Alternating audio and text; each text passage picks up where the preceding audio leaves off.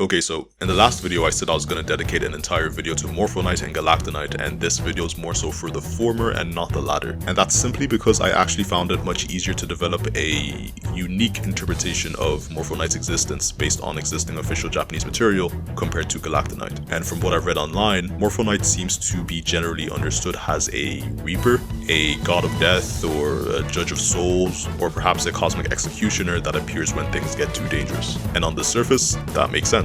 But once you actually look a little closer at how Morpho Knight behaves, those explanations start to fall apart, because Morpho Knight doesn't act like death. He doesn't erase beings indiscriminately, he doesn't appear every time something collapses, and he doesn't establish himself as a lasting force once his role is fulfilled. Instead, he does something much stranger. He takes power that has stopped going anywhere and carries it forward. Morpho Knight doesn't have an origin story in the traditional sense.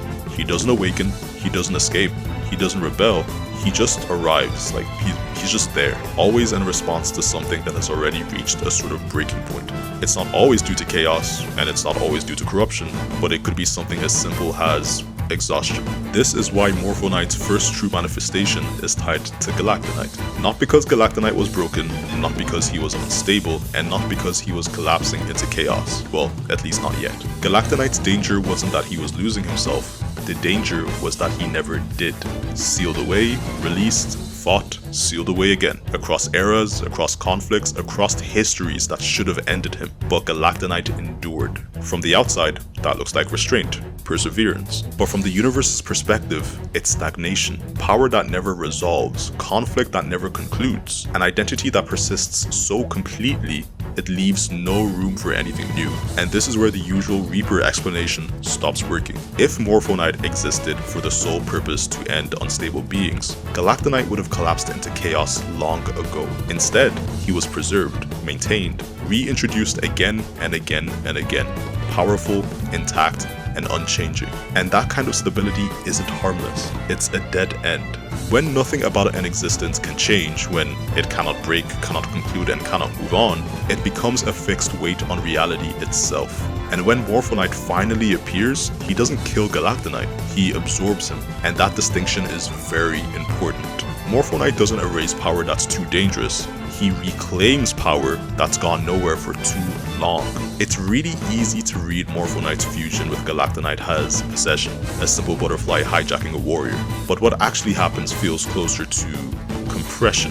Galacta Knight's power, history, and unresolved existence collapse inward and re-emerge as something else. Not necessarily stronger, not necessarily purer, just redirected. And it's why Morpho Knight EX isn't just Morpho Knight but stronger. It's actually Galacta Knight's unused future being forcibly carried forward. And that's the first real clue about Morpho Knight's true nature. Butterflies in Kirby aren't just symbols of death. They represent transition, movement, the soul passing from one state to another. Not an ending per se, but a migration. Morpho Knight embodies that symbolism quite literally. He doesn't rule, he doesn't linger as a governing force, and he doesn't claim territory or impose order. He appears to resolve a single consequence, and nothing more. Morpho Knight doesn't even pass judgment either. He arrives when judgment has already been rendered.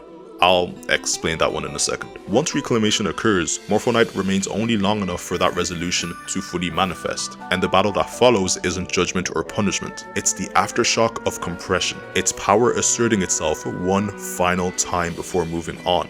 That behavior doesn't really match a god of death. It matches something far more mechanical. Now let's connect this back to chaos. In my chaos video, I framed chaos as a failure state where power converges too quickly and collapses inward. I made the claim that Chaos Alphaless was a result of forced convergence before identity could stabilize. Basically a power malformed at the moment of its creation. I believe Morpho Knight represents the opposite failure state. Chaos is overflow, Morpho is stagnation. Chaos happens when power accumulates too fast. Morpho appears when power accumulates for too long. Both are unsustainable, and both threaten reality. Not through destruction, but through imbalance. Chaos destroys what collapses too quickly, and Morpho Knight intervenes when collapse never comes at all. Chaos Alphaless is what happens when potential has nowhere to go, which is why, once defeated, what remains returns to Elfilin, the only place that potential still has a direction to go. Had that little piece of essence not been accepted by Elfilin, Morpho Knight would have gobbled it up like turkey on Thanksgiving. My point is, the universe responds differently to each, and this reframes Morpho Knight entirely, because he isn't an executioner, and again he isn't a judge either. And a lot of people may disagree with me there, but the truth is, he really isn't. Okay, well, maybe I shouldn't say the truth is, I don't know what the truth is in earnest. But Morpho Knight doesn't do what a judge does. Does Morpho Knight assess morality? No. Does he decide who deserves to live and die? No. Does he choose outcomes? No.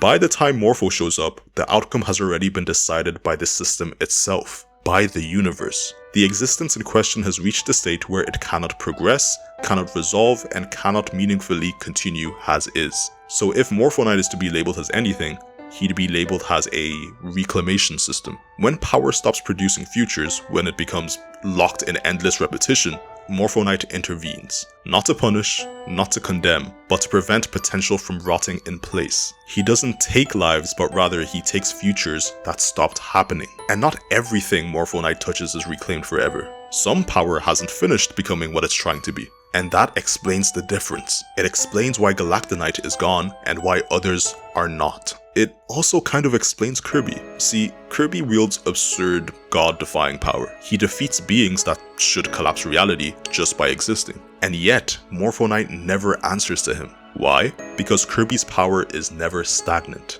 Kirby constantly gives his power away. He shares it, he lets it go, he starts over. Kirby's strength always moves forward, even when he returns to the same world time and time again. So in the universe's perspective, Kirby is renewable. There's simply nothing for Morpho Knight to reclaim, because Morpho Knight is not death, he is not imbalance, and most importantly, he is not what ends an existence. He is what arrives when existence has nothing left to become.